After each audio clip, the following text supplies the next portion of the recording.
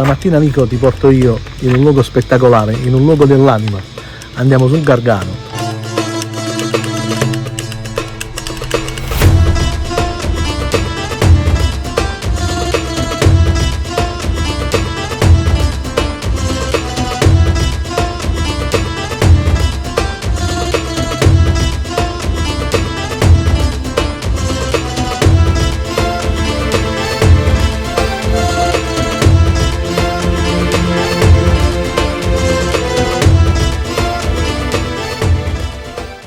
Ando, ti piace che sono perverso ma non mi giudichi? E da qui inizia la nostra avventura, inizia la risalita verso Monte Sant'Angelo.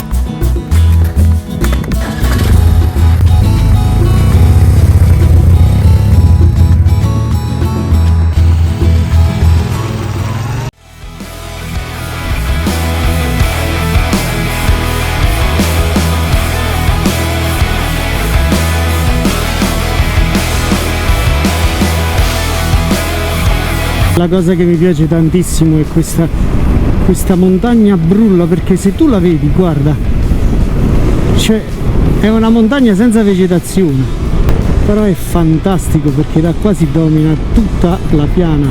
Adesso andiamo a riprendere un po' Antoniuccio, ci facciamo questa sgroppatina.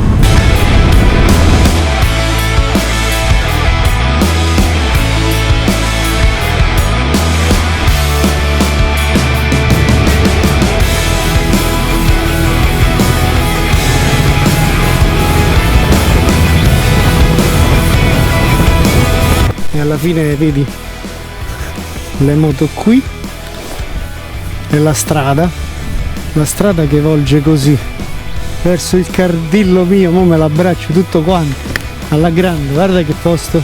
Questa è l'accoglienza che ci dà Monte Sant'Angelo, andiamo nel suo bianco, nel suo profondo bianco. E adesso siamo davvero in cima, adesso siamo davvero in cima.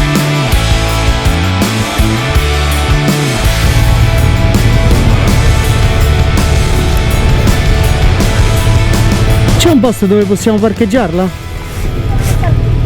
Posti per le moto assegnati non ce ne sono? Dobbiamo mettere dentro là. Dopo 1000 pieghe, insieme al mio amico Cardillo, siamo arrivati a Monte Sant'Angelo e siamo a 797 metri sul livello del mare. Da qui dominiamo tutta la piana di Manfredonia. Monte Sant'Angelo è famoso ed è diventato patrimonio dell'UNESCO per il suo santuario, che più tardi andremo a visitare. Ma adesso ci concentriamo sul castello e sicuramente ci saranno novità. Il castello di Monte Sant'Angelo ha avuto varie conquiste. È stato conquistato prima dagli Svevi, da Federico II, ma da prima ancora dai Normanni fino ad arrivare agli Angioini. Questo è nel modo in cui lo vediamo. È stato utilizzato soprattutto come fortezza e a parte come fortezza, dentro all'interno si trovano le segrete e c'era un carcere che era terribile.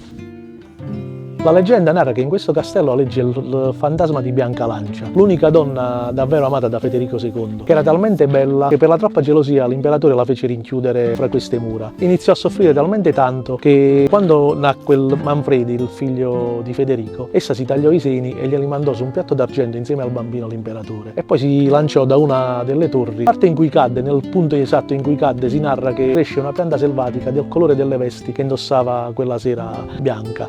E il suo fantasma, la voce, i pianti, i lamenti del suo fantasma qualcuno dice di averli uditi nei mesi più freddi dell'anno, dove insieme al vento si sente questo lamento.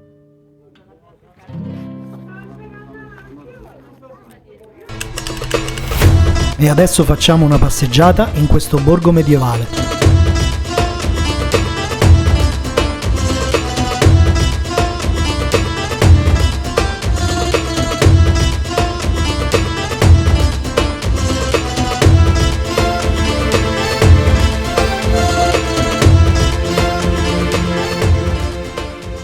Caro Antonio, ci capite che adesso sei diventato una persona spirituale, però Oggi ci piace, oggi è un bel tour. oggi è un bel tour, siamo molto spirituali. Però ricordati sempre una cosa, Che l'amicizia è sana. l'amicizia è assai e soprattutto ogni tanto va versato un po' di vino. Antonio, Salsiccia, piccante, sì, il salame, sì, lo speck il crudo, il caciocavallo, il cacio ricotta. Ah, e questo che roba sarà, Andò? Tipo Questo è il caciocavallo. caciocavallo arrostito. E questo ce lo mangiamo bello caldo caldo. Andò, affrontiamo anche questo secondo. Che hai preso come secondo? Costata di vitello, buonissimo. È buono? Con la verdura. E Quella quella... manzana, peperoni, zucchine. Ma perché scusa la verdura? La verdura ti fa stare. La verdura mi fa, psicologicamente mi fa stare bene. E Fisiologicamente. anche fisicamente. Ma tu immagina che praticamente questo ha mangiato questo ed è andato a finire nel tuo piatto, quindi poi tu mangi questo e mangi questo, cioè praticamente Perché siamo onnivori, noi siamo persone, l'umano è onnivoro. Andò, prima di tutto il dolce di che stiamo parlando? Ostie ripiene di mandorle e miele. Mandorle, Mandorle tostate. e questo liquore? Il lemon d'ulivo, che è fatto con buccia d'arancia, limone e foglie di ulivo. Senza ulivo. Lemon ulivo che è Buccia fatto d'arancia. buccia d'arancia, Limone limone, e foglie di ulivo. foglie d'olivo, Senza legumi per me. Per te. a posto. Quindi vivo e ci. Ok. Siamo qui in uno dei santuari più importanti in Italia per quanto riguarda il culto dell'Arcangelo Michele. È stato soprattutto importante per quanto riguarda i popoli longobardi, che l'hanno preso a modello un po' perché gli ricordava la loro divinità Odino. Noi stiamo per entrare e sarà un'esperienza dell'anima.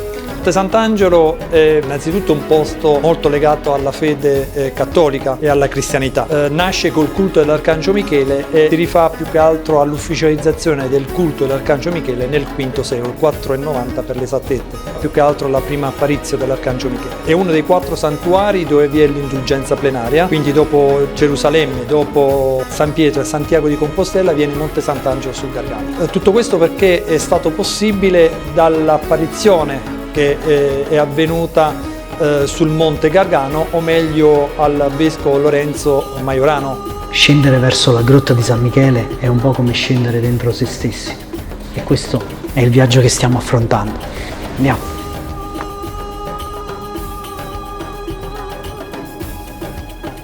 È proprio dove si apre la pietra che comincia ad arrivare la redenzione dei nostri peccati. Da questo momento in poi inizierà un vero e proprio percorso di pellegrini verso la celeste basilica. Sarà necessario da parte anche dei Longobardi rendere più divino o più forte questo desiderio di raggiungere Monte Sant'Angelo sul Gargano e il suo santuario, con l'ufficializzazione, con in certo modo la costruzione sulla grotta dell'Arcangelo Michele, della prima chiesa dedicata all'Arcangelo Michele di influenza longobarda. Vi devo dire ragazzi, bellissimo, un'esperienza fantastica.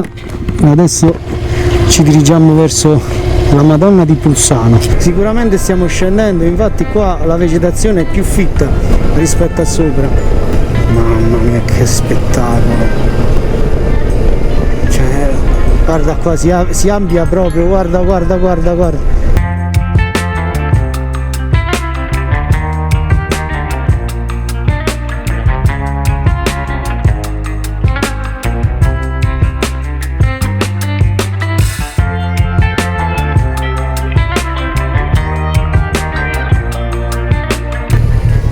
E schiacciamo sto bottone, vediamo se ce la fa.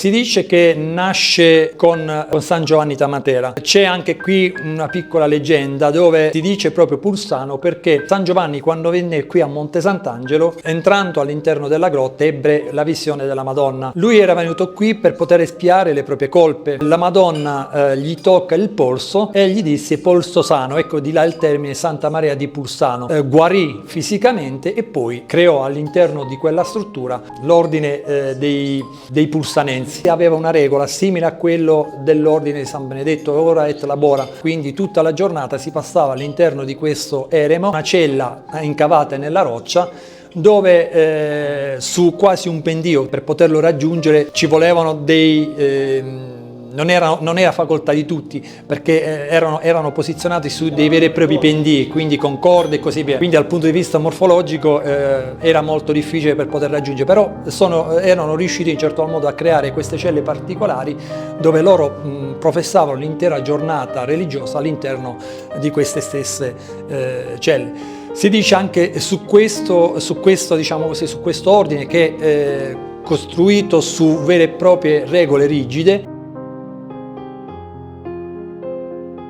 Diciamo che di solito la moto è l'unica variazione sul tema lavoro. Una giornata lavorativa, non pensavo di trovarmi così. Alla fine, Cardillo, stiamo concludendo la serata qui. Ma la felicità, dimmi un po', la felicità che cos'è? La Stella Artois col golfo di Manfredonia. Salute e saluti. Ciao fratello. Quello che vi volevo dire, avete forse mai viaggiato al tramonto o quasi al tramonto, quando tutto sembra così bello? Guardate qua.